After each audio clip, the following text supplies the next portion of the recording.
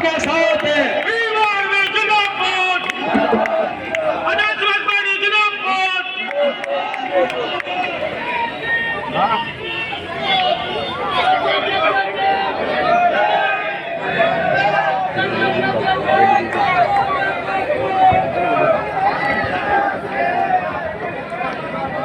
जय भीम।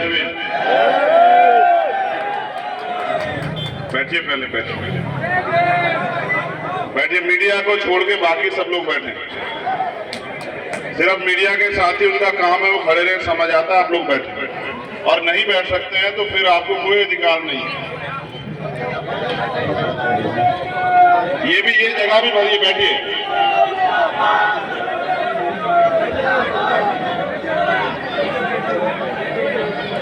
आप भी बैठिए। ये जो साथी हमारे खड़े हैं, बैठिए कृपया। आप भी बैठो भाई, बैठ जाओ बच्चों।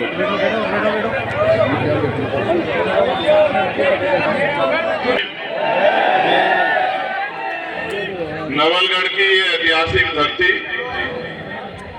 यहाँ उपस्थित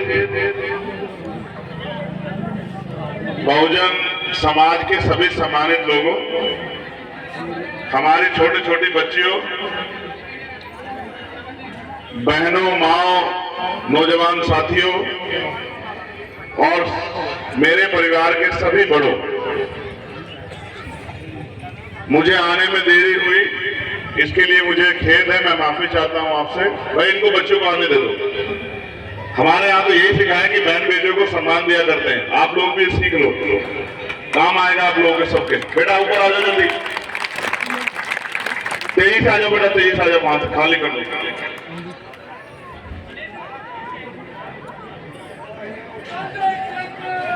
आ जाओ बेटा, बेटे बेटे जल्दी आ जाओ, आ जाओ, आ जाओ। बस बैठ जाओ, बैठ जाओ, बैठ जाओ। इनको ऊपर भेज दो, भैया को सबको ऊपर भेज दो। आ जाएंगे, आ जाएंगे। रास्ता दो भैया, फोटोग्राफर साइड हो जाओ। तुम्हें पता 1-1 मिनट कीमती है बेटा, जल्दी आओ। ऊपर चलो बेटा, ऊपर चलो, बैठो बैठो बैठो, आओ जल्दी आओ। तेज स्पीड पकड़ो, स्पीड पकड़ो, बैठो बैठो। अपने अधिकार लेना सीखो, कोई नहीं देगा मांगने से।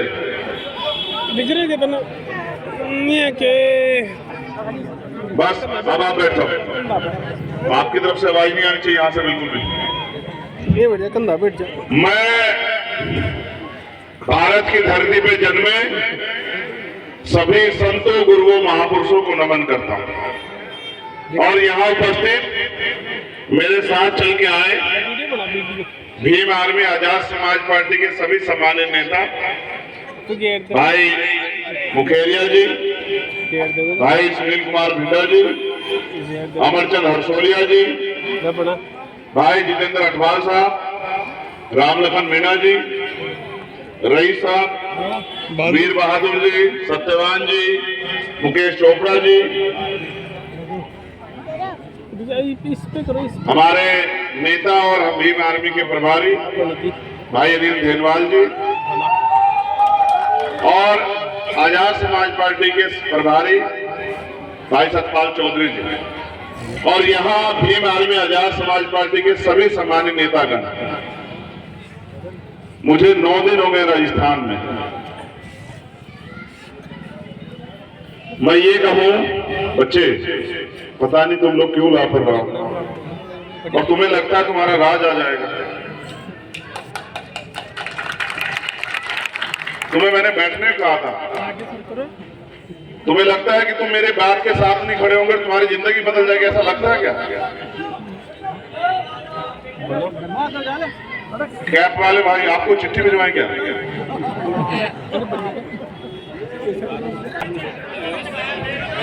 9 दिन एक लंबा समय होता है, 9 दिन। और इन 9 दिन से पहले मैं राजस्थान को शायद वैसे नहीं जानता था। मुझे पता था कि हजारों मील दूर मैं आता हूं यहाँ, ये सच कि मैं समय समय पे आता हूं। जब भी यहाँ जुल्म जाति अन्याय अत्याचार होता है, कमजोरों पे मैं आता हूं अपनी जिम्मेदारी अदा करने के लिए, आपका बेटा भाई होने के नाते, इस समाज का जागरूक व्यक्ति होने के नाते। लेकिन इस बार तो 9 महीने मैंने देखा, 9 दिन में मैंने देखा राजस्थान को। गरीबी, बेबसी, लाचारी, उदासी, नाउम्मीदी, चेहरों पर निराशा, मगर कहीं ना कहीं मैंने ये भी देखा एक उम्मीद, एक विश्वास, एक अपनापन,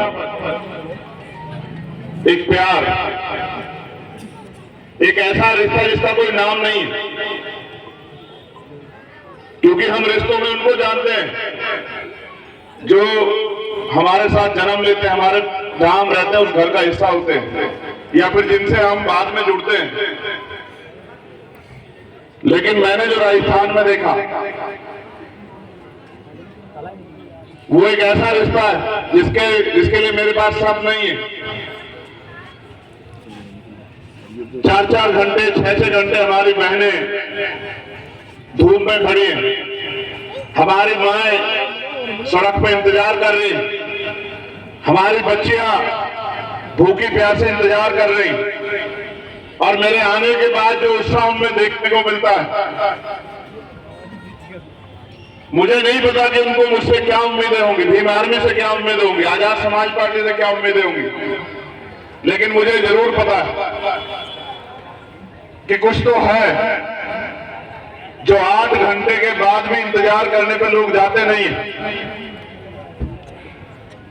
कुछ तो है कि रात चाकसू में 1 बजे हजारों की संख्या में लोग चौराहे पे इंतजार कर रहे थे। मैंने कल उनसे कहा कि यहाँ की दूसरी पार्टियों के लोग ये कहते हैं, आरोप लगाने के लिए कोई कहता है कि ये दूसरी पार्टियों के लोग हैं, कोई कहता है गैर जिम्मेदार लोग हैं, लेकिन रात जब मैंने 1 बजे उनको खड़े देखा इस उम्मीद के साथ कि मैं वहां आऊंगा, तो मेरे मन में जिज्ञासा पैदा हुई और मुझे जवाब मिला कि नायके भी होते तो 2-1 घंटे इंतजार कर लेते। जो लोग तमाशा देखने आते हैं वो तमाशा देख के चले जाते हैं। अगर ये गैर जिम्मेदार होते तो 8 घंटे देरी हो चुकी, रात के 1 बजे घर में पड़ के सोते कि भाई ठीक है, नहीं आए, उनकी गलती, हम क्या करें। लेकिन जो जवानों में जो मैंने विश्वास देखा, और हमारी माएं बहनें भी थी 1 बजे, आप नहीं जान पाओगे मुझे कितनी हिम्मत मिली। और मुझे ही नहीं, भीम आर्मी आजाद समाज पार्टी के एक नेता कार्यकर्ता को हिम्मत मिली। जब आप जालोर में लाखों की संख्या में इकट्ठा होते हैं, जब आप भीलवाड़ा में पूरी सड़कें जाम कर देते हैं, जब आप दौसा में, अलवर में, भरतपुर में, करौली में, सवाई माधोपुर में, गंगापुर सिटी में अपने संख्या बल से लोगों को रोक देते, चलते हुए देखने के लिए कि कौन आ रहा है, कौन जा रहा है, तो एहसास होता है कि विचार में कितनी शक्ति। आप घर परिवार चला रहे हैं, आप बेवकूफ लोग नहीं हैं, आप अपने परिवारों को आगे बढ़ा रहे हैं, आप बेहतर जानते हैं देश दुनिया में क्या चल रहा है। लेकिन मुझे आपसे कहना, आज अगर ये सम्मान का जीवन मिला, मगर ये धरती बड़ी मजबूत है, मैं इसको नतमस्तक करता हूं, क्योंकि मुझे बताया गया कि ये जो डॉक्टर बाबा साहब अम्बेडकर की स्टैचू लगी हुई है, इसका उद्घाटन जो है, इसका अनावरण माननीय काशीराम साहब ने किया। और मैं मानता हूं कि जहां महापुरुषों के पैर पड़ते हैं, जहां महापुरुषों का पसीना पड़ता है, वो धरती सोना हो जाती है, उसमें तप पैदा हो जाता है। तो मैं धन्यवाद दूंगा नवलगढ़ के लोगों का जो आज यहाँ उपस्थित है, या जो एक लंबी यात्रा पैदल हमारे साथ करके आए।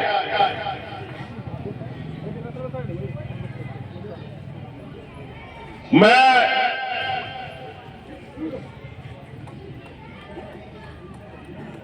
जब हमने यात्रा शुरू की सिद्धार्थनगर उत्तर प्रदेश से, सिद्धार्थनगर उत्तर प्रदेश वो धरती है जहां भगवान बुद्ध जन्मे, नेपाल बॉर्डर, कपिलवस्तु, लुम्बिनी। जब हमने शुरू की तो इस उम्मीद से की, क्योंकि हम एक पढ़े लिखे लोग इतिहास को जानते हैं और इतिहास ये गवाही देता है कि अगर आज जो कुछ अधिकार हमारे पास है, ये अधिकार हमें मांगने से, रोने से, चिल्लाने से, घर में दुख के रहने से या हमारी दुख तकलीफें देख के किसने हमें नहीं दिए। इसके लिए और आज जहां हम लोग खड़े हैं, जो हाल हमारे, इसके लिए हमारे महापुरुषों ने समय समय पे कुर्बानियां दी हैं। राष्ट्रपिता ज्योतिबा फूले से लेके छत्रपति साहू जी महाराज, डॉक्टर बाबा साहब अम्बेडकर और ऐसे सैकड़ों महापुरुष हुए, जिनमें माननीय काशीराम साहब को भी याद करते हैं, जिन्होंने अपना जीवन, अपने सुख सुविधाएं और अपने बच्चे तक कुर्बान किए। और वो अपने लिए नहीं जिए, वो हमारे लिए जिए, अपनी आने वाली पीढ़ियों के लिए जिए। और एक एक मिनट उन्होंने हमारी तरक्की के लिए हमें अपने पैरों पर खड़ा करने के लिए लगाई। अगर उन्होंने अपना काम ना किया होता तो किसी ने हमारे आंसू देख के हमारी जिंदगी के लिए कोई परिवर्तन नहीं चुना होता। और इसका उदाहरण है कि भारत का इतिहास ये बात कहता है।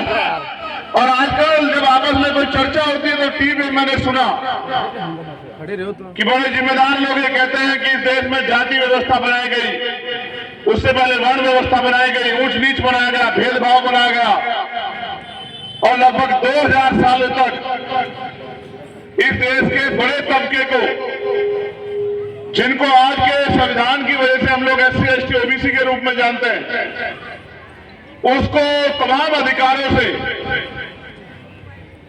वंचित रखा गया। उससे भी आगे बढ़ के शिक्षा जो जीवन में आपको अच्छा बुरा, छोटा बड़ा, गलत सही, तर्क वितर्क का ज्ञान देती है, उस शिक्षा से वंचित रखा गया। आर्थिक साधनों से वंचित रखा गया। जुल्म हुए, तन ढकने का अधिकार नहीं था महिलाओं के पास, सती प्रथा थी, विधवा विवाह नहीं होते थे, बाल विवाह होते थे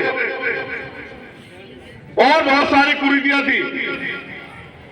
वो सारी कुरीतियां धीरे धीरे खत्म हुई, लेकिन हर कुरीति को खत्म करने के लिए एक संघर्ष करना पड़ा। इसलिए मैंने आपसे कहा कि इतने जुर्म जाति के बाद भी आप किसी का दिल नहीं पसीजा कि आपको अधिकार दिया जाए, आपको स्वाभिमान सम्मान का जीवन दिया जाए। ये तो भला हो, मैं उस मां को, उस पिता को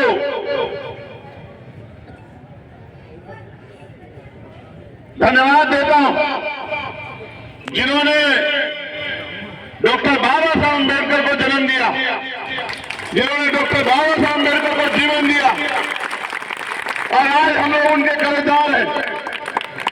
भले हम कुछ भी कहते रहे, लेकिन आप और मैं जानते हैं कि 14 अगस्त 1947 को हम लोग इस देश में गुलामों के गुलाम थे। 15 अगस्त 1947 को देश आजाद हुआ, लेकिन हमें अधिकार नहीं मिले। जिनके पास 14 अगस्त को जमीन नहीं थी, आजाद होने के बाद 15 अगस्त को उनके पास जमीन नहीं आई। जिनके पास उद्योग नहीं थे, उनके पास उद्योग नहीं आए। जिनके पास दुकानें नहीं थे, उनके पास दुकानें नहीं आई। जिनके पास नौकरी नहीं थी, उनके पास नौकरी नहीं आई। अगर इस देश में कमजोरों को, शोषितों को, किसानों को, महिलाओं को, मजदूरों को अगर बराबरी का अधिकार मिला तो वो मिला 26 जनवरी 1950 को, जब भारत का संविधान लागू हुआ। आज उस संविधान की वजह से आपके बच्चे डॉक्टर, इंजीनियर, IAS IPS बनते हैं। आज उस संविधान की वजह से आप पार्षद, सरपंच, जिला परिषद के मेंबर, विधायक और MP बनते हैं। आज उस संविधान की वजह से हम पे वोट का अधिकार है। मैं बहुत गैर जिम्मेदारी से नहीं, पूरी जिम्मेदारी से बात कह रहा हूं, पढ़ा लिखा वकील होने के नाते। आज भी छूत छूत है राजस्थान में, मैंने देखा अपनी आंखों से, आज भी भेदभाव। और अगर पिछले 4.5 साल आपको याद दिलाऊं तो मैंने देखा ओम प्रकाश अय्यर के साथ क्या हुआ, मैंने देखा जुनेद मेघवाल के साथ क्या हुआ मूसे रखने पे, मैंने देखा इंद्र मेघवाल के साथ मटकी छूने पे क्या हुआ, मैंने देखा कार्तिक वीर को अपने लोगों की लड़ाई लड़ने के बाद उसके साथ क्या हुआ, मैंने देखा नासिर जुनैद के साथ क्या हुआ, मैंने देखा टीकाराम मीणा जी के साथ क्या हुआ।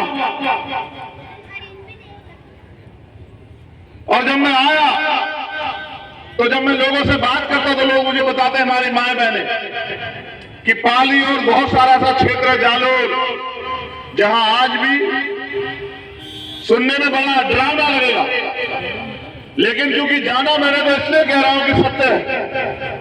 आज भी ऊंची जाते घर के आगे से हमारी महिलाएं चप्पल पहन के नहीं निकलती, हमारे लोग मोटरसाइकिलों पे साइकिलों पे नहीं निकल सकते।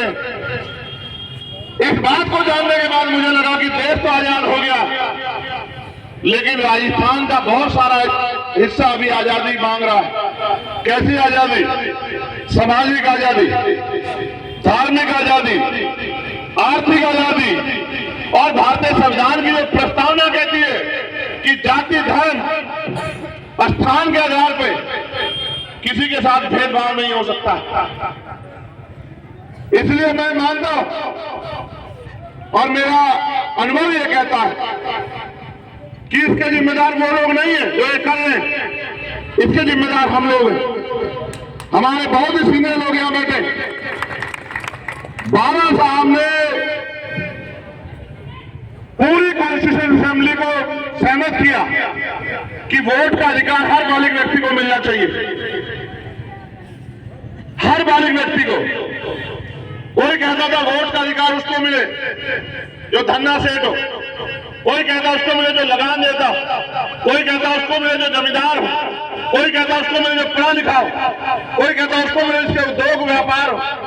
लेकिन बाबा साहब ने कहा कि फिर ये डेमोक्रेसी लोकतंत्र नहीं होगा जब चंद लोग फैसला करेंगे इतने बड़े देश के, इतने बड़े समुदाय के, इतने लोगों का जिंदगी का। अगर लोकतंत्र लाना है तो हर व्यक्ति को जो सोच समझ सकता, जिसकी आयु 21 साल हो, उसको वोट का अधिकार मिलना चाहिए। और फिर क्योंकि बाबा साहब बैरिस्टर थे, पढ़े लिखे थे, उन्होंने तर्क की कसौटी पर सहमत किया कि भारत के हर एक बालिग व्यक्ति को वोट का अधिकार मिलेगा। सम्मानित लोगों, आज भारत में लोकतंत्र है। जब लोकतंत्र नहीं था तो राजतंत्र था। राजतंत्र में राज व्यवस्था कैसे बदली जाती थी? जैसे आज आप यहां बैठे, ऐसे ही एक राजा की सेना होती थी, दूसरी तरफ दूसरे राजा की सेना होती थी, महीनों महीनों युद्ध चलते थे, तलवारें, भाले, तोपे, बंदूकें चलती थी, संधियां होती थी, हजारों हजारों लोग मर जाते थे, जमीन रक्त रंजित हो जाती थी, तब राज बदलता था। लेकिन बाबा साहब अम्बेडकर ने आपके अंगूठे में ताकत दे दी, क्योंकि लोकतंत्र है। जिसका वोट होगा, लोकतंत्र का मतलब ये है जिसका वोट होगा उसका राज होगा। जिनकी संख्या ज्यादा होगी वो इकट्ठा होकर अपना राज ले आएंगे। और आप ये जान लो, अगर आपकी संख्या लाखों में क्यों ना हो और आपका व्यक्ति सदन में नहीं है, आपके पास राजनीतिक ताकत नहीं है, तो आपके एक मसले में चर्चा नहीं होगी। चाहे आप भूखे मरो, चाहे आपको इलाज ना मिले, अच्छी पढ़ाई ना मिले, चाहे आप पे जुर्म जातीय अन्याय अत्याचार हो, क्योंकि आवाज उनकी उठती है जिनका नेता होता है। आपने नवलगढ़ में क्या मजाक किया है? जिनके 5-7 हजार वोट हैं उनका नेता है, और जिनके लाखों वोट हैं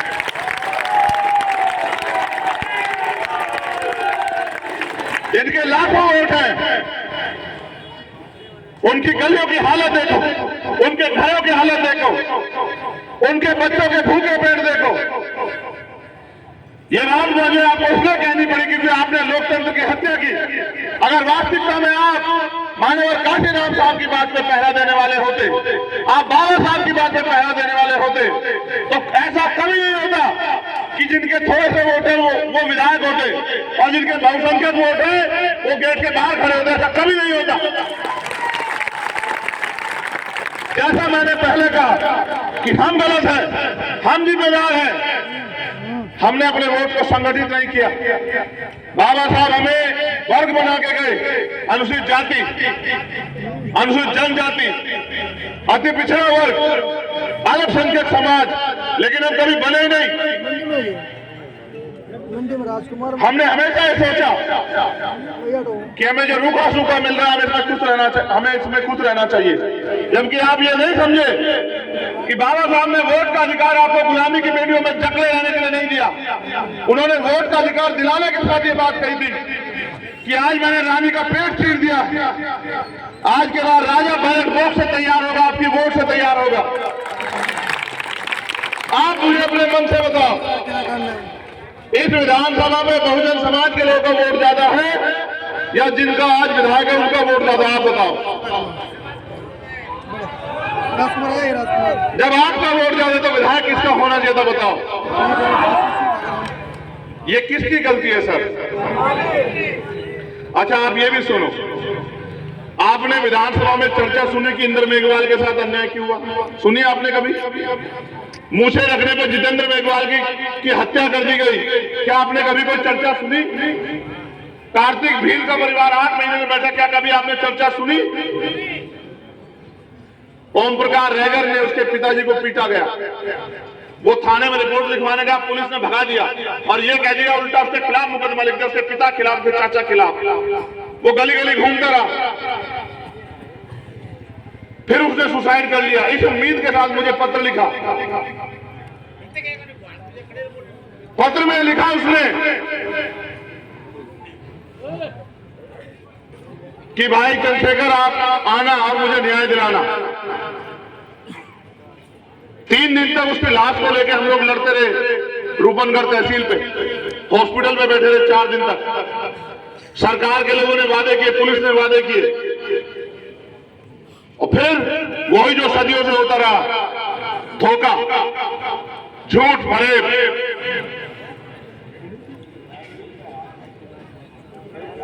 मैं बस आपसे पूछना चाहता हूं, आपको ऐसा क्यों लगता है? हमें कैडर में साहब काशीराम बताया करते थे, इस बात पे गौर करना हम लोग कि हर समाज के पास 5 तरह के बल होते हैं। पहला बल बुद्धि बल, दूसरा बल बाहुबल, तीसरा बल जनबल, चौथा बल धन बल और 5वां बल मनोबल। मैं आपसे पूछना चाहता हूं मेरे लोगों, जब आप वोट देके दूसरे व्यक्ति को जिता सकते हो तो आप अपना एमएलए क्यों नहीं बना सकते यहां? ये बताओ मुझे।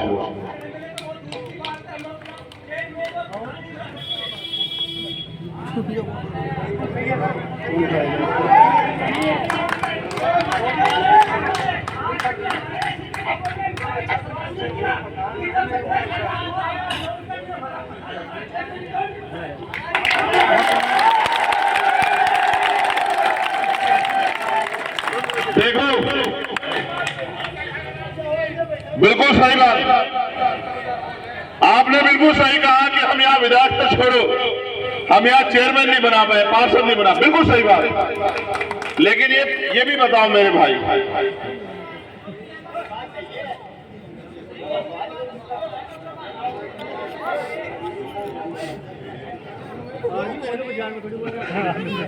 इसके लिए एक सर हर आदमी अपनी बात मत कहे, मेरी बात पे गौर कर ले। इसके लिए हम ही जिम्मेदार हुए ना, ब्लैक शर्ट वाले भाई। हाँ, छोड़ दो बस। देखो मेरी बात सुनो, मैं आपको समझा सकता हूं, मैं आपको रास्ता दिखा सकता हूं, मैं आपका अंगूठा नहीं पकड़ सकता हूं। आप अच्छा बुरा खुद समझ सकते हो। आज हालात क्या है? जो पढ़े लिखे भाई यहाँ होंगे और जो पुराने या मिशनरी लोग होंगे, अपने दिल पे हाथ रख के पूछो, क्या 5 साल बाद कोई सरकारी नौकरी रहेगी देश में? और अगर सच कहूं, अगर ये वोट की शक्ति आपके पास ना हो, आपकी गली में पैर रखने नहीं आएगा कोई। देखो, सारे सरकारी डिपार्टमेंट प्राइवेट हो रहे हैं, दवा का निजीकरण चल रहा है, किसान परेशान है, पढ़े लिखे नौजवान बेरोजगार घूम रहे हैं। और छोड़ो पार्टियों को, यहां बसों में बैठ के पेपर लीक होते हैं आपके यहां पे, बस की बस बैठ के, और वो गरीबों के बच्चे नहीं है, ये भी याद रखो। नेताजी का बेटा क्या तो विधायक बनेगा, मंत्री बनेगा, चेयरमैन बनेगा, या फिर अधिकारी कर्मचारी बनेगा। विधायक जी के रिश्तेदार क्या तो नेता बनेंगे, या फिर वो अधिकारी कर्मचारी बनेंगे। और आपके बच्चे वो पढ़ लिख के वो घर में इंतजार करेंगे कि कब कोई भर्ती निकले और हमारे हिस्से में कोई नौकरी आए। मैं बहुत पूरे राजस्थान को कह रहा हूं, आपको भी कह रहा हूं, आप अपनी समस्याओं का एक लिफाफा बना लो और वो लिफाफा आप मुझे दे दो। और मैं आपसे 10-20 साल नहीं मांग रहा हूं, फिर आप काम पे लग जाओ 2 महीने के लिए, जितना समय बाकी है, और फिर आप एक एक आदमी, जैसे आज मैं आपसे कह रहा हूं, एक आदमी रोज एक आदमी को तैयार करे कि भाई देखो, हमें बहुत दिन हो गए दूसरों को वो अवसर देते हुए, अब हमें अपनी ताकत बनानी है। क्योंकि जब हमारी ताकत नहीं होगी, साहब कहते हैं जिनका नेता नहीं होता उनकी कोई बात नहीं होती। वो कहते जिनका दल नहीं होता उनके पास बल नहीं होता, जिनके पास बल नहीं होता उनकी समस्याओं का हल नहीं होता। इसलिए आपसे कह रहा हूं, रुक जाओ भाई, रुक जाओ, ये तो मैं 9 दिन से सुन रहा हूं। देखो, एक काम करो बस, और ये बताऊंगा क्यों करना है, ये भी बताऊंगा। आज के बाद एक आदमी रोज एक आदमी को तैयार करे जो हमसे सहमत नहीं था, और जितने दिन बाद वोट गिरेगी, चाहे 40 दिन बाद या 42 दिन बाद, आप चेक करना, आपकी संख्या यहाँ 50-60 हजार हो जाएगी। और 50-60 हजार जब लोग आप अपनी पार्टी, अपने झंडे को मजबूत करोगे तो आपका विधायक जीतेगा। जब आपका विधायक जीतेगा, ताली मत बजाओ, गौर से सुनो, आपका ध्यान बढ़ जाएगा। आज के हालात प्रदेश में ये है कि नेक टू नेक फाइट है। जिनके पास 4-5 एमएलए होंगे उन पे कुर्सी के 2 पावे होंगे। हम जिसको चाहेंगे वो कुर्सी बैठेगा, और हमें बहुत दिन हो गए इनको बिठाते, हम अपने लोगों को बिठाना चाहते हैं कुर्सी पे, और हमारे लोग पीछे खड़े होकर तमाशा नहीं देखेंगे। जिसको बीजेपी को रोकना वो हमारे लोगों को ताकत दे, हमारे लोगों के साथ खड़े हो कि ये ठेका हम पे ही। और छोड़ो, आप मुझे एक बात का जवाब दो, अगर ये दूसरी पार्टी इतनी अच्छी होती जिनकी आज सरकार हमारे लोग करते हैं कि अगर हमने इनका साथ नहीं दिया तो बीजेपी आएगी, आप मुझे बताओ, अगर ये इतने अच्छे होते तो बाबा साहब को अपने 4 बच्चे क्यों कुर्बान करने पड़ते? ये तो यही थे ना इस देश में, आप बताओ मुझे, तब इन्होंने आपको अधिकार क्यों नहीं दिए? बाबा साहब इन्हीं के राज में कितने अपमानित हुए, खून के आंसू रोए, और इनसे लड़ते रहे कि भाई जब आप देश की बात करें तो मेरे लोगों के बारे में सोचो। इसलिए आपसे कह रहा हूं कि इन सब के होते हमें कुछ नहीं मिला। आज हमें समझने लगे, जानने लगे, पढ़े लिखे हो गए, तो ये हमें रास्ता बता दें कि उन्हें रोक दो। हम इनको रोकने में अपनी एनर्जी लगाएं या खुद को आगे बढ़ाने में अपनी एनर्जी लगाएं? आप बताओ। एक आदमी जब दरवाजा गेट पकड़ के खड़ा रहेगा, किसी को अंदर नहीं जाने देना, किसी को बाहर नहीं जाने देना, वो मजबूत होगा या जो अपनी मंजिल का सफर तय करेगा वो मजबूत होगा? आप बताओ। इसलिए आपसे कहना चाहता हूं, खाली नारों से काम नहीं चलेगा। अपनी आने वाली पीढ़ियों के बारे में सोचो। ये जो बच्चे यहां दीवारों बैठे हैं, अपनी आने वाली नस्लों के बारे में सोचो। और ये भी पूछो खुद से कि जो अधिकार हमें मिले हैं, अगर हमने अपनी आने वाली पीढ़ियों के लिए बचा के नहीं रखा तो आने वाली पीढ़ियां हमसे क्या सवाल करेंगी या नहीं करेंगी, और हमारा स्वागत कैसे करेंगी। अगर कोई पिता अपनी संपत्ति को बेच दे, लुटा दे, तो उसकी संतानें उसकी इज्जत नहीं करती है। बाबा साहब ने अपनी 4-4 बच्चों को कुर्बानियों से अधिकार हमें दिए थे, और आज हम लोग उनके दिए गए अधिकार को नहीं बचा पा रहे। रोटी, कपड़ा, मकान आपको मिल जाएगा, लेकिन स्वाभिमान सम्मान का जीवन नहीं मिलेगा। अगर स्वाभिमान सम्मान का जीवन चाहिए तो उसके लिए कुर्बानी देनी पड़ेगी, कीमत चुकानी पड़ेगी। और जिस कौम में, जिस समाज में कुर्बानी देने का, कीमत चुकाने का जज्बा नहीं होता, वो समाज कभी आगे नहीं बढ़ता और ना स्वाभिमान सम्मान प्राप्त करता है। इसलिए आपसे कहना चाहता हूं, आज अपराध होने पर न्याय नहीं मिलता, जबकि न्याय जन्मसिद्ध अधिकार है। आज कोई बोलता है तो सरकारी मशीनरी का दुरुपयोग हो जाता है। सीबीआई, ईडी, इनकम टैक्स, केंद्र की सरकार खूब करती है, एनआईए, झूठे मुकदमे, जेल। और जब मेरे जैसे लोग इनसे नहीं डरते तो फिर ये गोली चलाते हैं। मेरा समय अच्छा है क्योंकि मेरे कंधों पे जिम्मेदारी,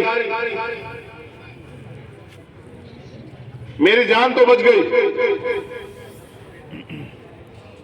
जिस दिन मेरे ऊपर गोली चली उसी दिन मैंने तय कर लिया कि ये जीवन मुझे मिला है मेरे संतों, गुरुओं, महापुरुषों के आशीर्वाद से और मेरी माँ बहनों के आशीर्वाद से। मैं एक एक मिनट समाज को जगाने में लगाऊंगा, और जब तक समाज अपने पैरों पर नहीं खड़ा होता मैं रुकूंगा नहीं। इसलिए जैसे मेरा जख्म भरा, मैंने अपने साथियों में कहा कि तैयारी कर लो। ये लोकतांत्रिक देश, हम किसी के पिछले नहीं बने, किसी के हाथ नहीं फैलाएंगे। आज हालात ये है, अगर बच्चों की शादी करानी हो तो उधार पैसे लेने पड़ेंगे, बच्चों को पढ़ाना हो तो उधार पैसे लेने पड़ेंगे, इलाज कराना हो तो साहूकार से उधार पैसे लेने पड़ेंगे। देश को आजाद हुए 70 साल से ज्यादा हुआ, हमारे हिस्से में क्या आया? कितने लोगों को जमीन मिली, कितने लोगों को रोजगार मिले, कितने लोगों को उद्योग धंधों में हिस्सेदारी मिली। और ये सरकार के हाथ में, सरकार चाहे तो आपके सबके मकान एक जैसे पक्के बना दे, बढ़िया। सरकार चाहे तो सबके लिए, गरीब के बच्चों के लिए भी अच्छी शिक्षा की व्यवस्था कर दे, अच्छे इलाज की व्यवस्था कर दे। कल मैं कोटा में था, कोटा शिक्षा की नगरी, लेकिन मैंने देखा बड़ी बड़ी बिल्डिंग बनी हुई है और फीस है 2-2 लाख रुपए। आप बताओ आपके कितने बच्चे वहां चले जाएंगे पढ़ने के लिए?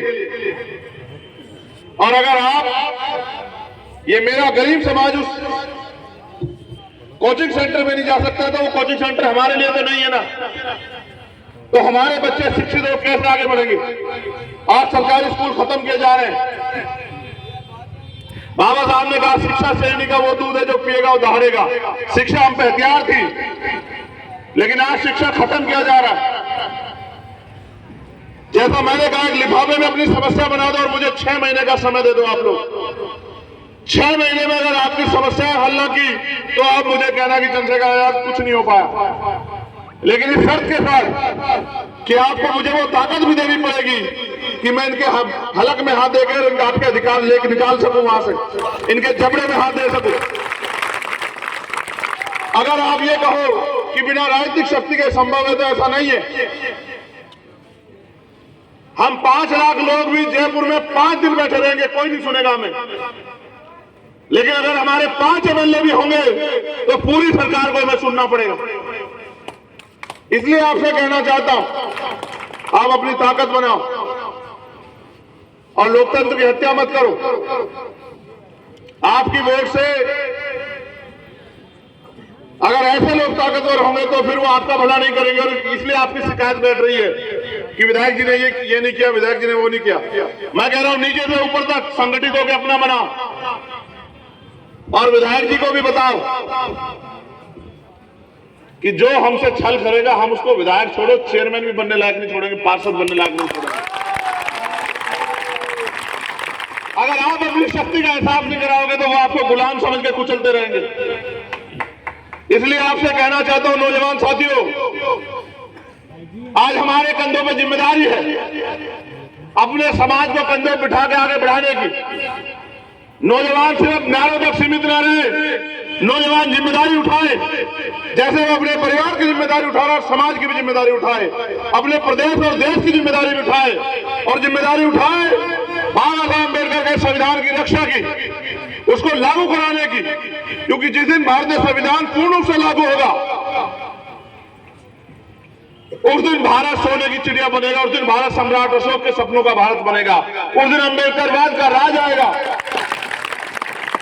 अभी अभी बिहार में जातिगत जनगणना हुई, आपने ध्यान दिया, उसके आंकड़े जारी हुए और आंकड़े कहते हैं कि 90% आबादी बिहार में बहुजन समाज की है। दलित, पिछड़े, आदिवासी, मुसलमान, जैन, सिख, बौद्ध, पारसी, ईसाई, और आप राजस्थान में करा लो। अगर 90% नहीं निकली तो मुझे कहना, लेकिन ये 90% लोग अगर इनका राज नहीं आ रहा है तो इनका मनोबल गिरा हुआ है, इनको लगता है ये नहीं कर सकते।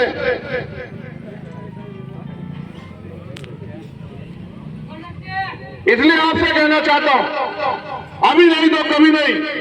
आज स्थिति करोड़ मरो की है, आगे बढ़ो, ताकत बनाओ, संगठित हो, लोगों को जागरूक करने का काम करो और अपने अधिकार छीन के ले लो।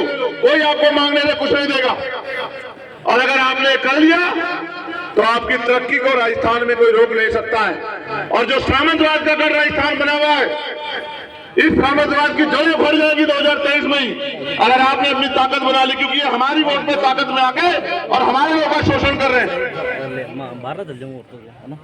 इसलिए मैं धन्यवाद दूंगा भाई अनिल जी का, जो हमारे नेता हैं और बहुत लंबे समय से यहाँ काम कर रहे हैं, जिन्होंने गली गली जाके लोगों को जगाने का काम किया। उनकी पूरी टीम का धन्यवाद करूंगा। उन्होंने अपना कैरियर छोड़ के, अपनी नौकरी छोड़ के वो नौकरी करते थे, उन्होंने वो इस मूवमेंट का हिस्सा बने क्योंकि उनके मन में समाज के लिए दर्द है। और मैं मानता हूं अगर आपने ऐसे नौजवान को मौका दिया तो मैं लिख के देता हूं कि आपका हाथ नहीं फैलेगा किसी के सामने। और आप ये जानते हैं कि हम ये कर सकते हैं। ये हमारे बाएं हाथ का खेल है, हमारे अंगूठे का खेल है। मैं आपसे आग्रह करूंगा कि आप सब अपनी जगह पे खड़े होकर मेरे साथ भारतीय संविधान की प्रस्तावना को दोहराएं और भारतीय संविधान की रक्षा का संकल्प लें। आप दीवार के लोग मत खड़े होना, आपने पहले गलत जगह चुनी। नहीं बैठो, तुम लोग मत खड़े होना बेटा। तुम में से अगर किसी को चोट लगी तो मैं जवाब नहीं दे पाऊंगा।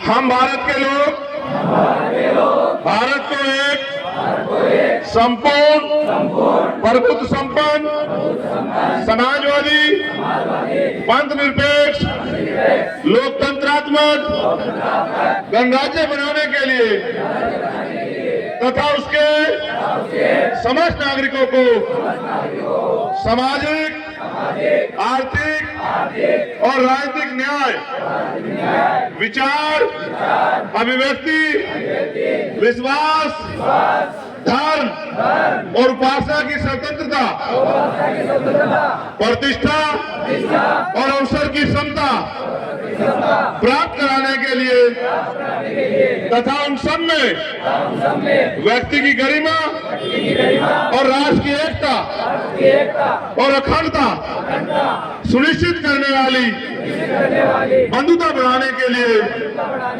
दृढ़ संकल्प होकर अपनी संविधान सभा में आज तारीख 26 नवंबर 1949 ईस्वी को इक़्तिदार द्वारा इस संविधान को अंगीकृत, अधिनियमित और आत्मसमर्पित करते हैं। चलो संकल्प करो ऐसे हाथ करके।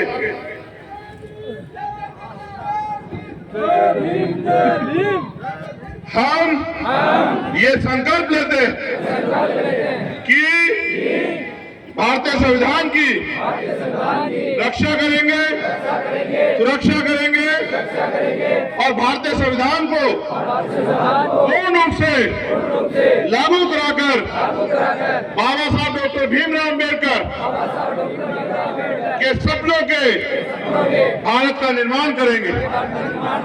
हम जिस तरह से अपने परिवार की रक्षा करते हैं, अपने परिवार का ख्याल रखते हैं, अपने समाज का ख्याल रखेंगे, अपने प्रदेश का ख्याल रखेंगे, अपने देश का ख्याल रखेंगे।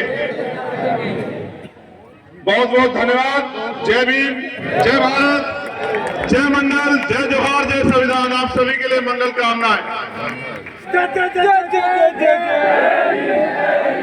मैं धन्यवाद दूंगा प्रदेश सचिव भाई गोविंद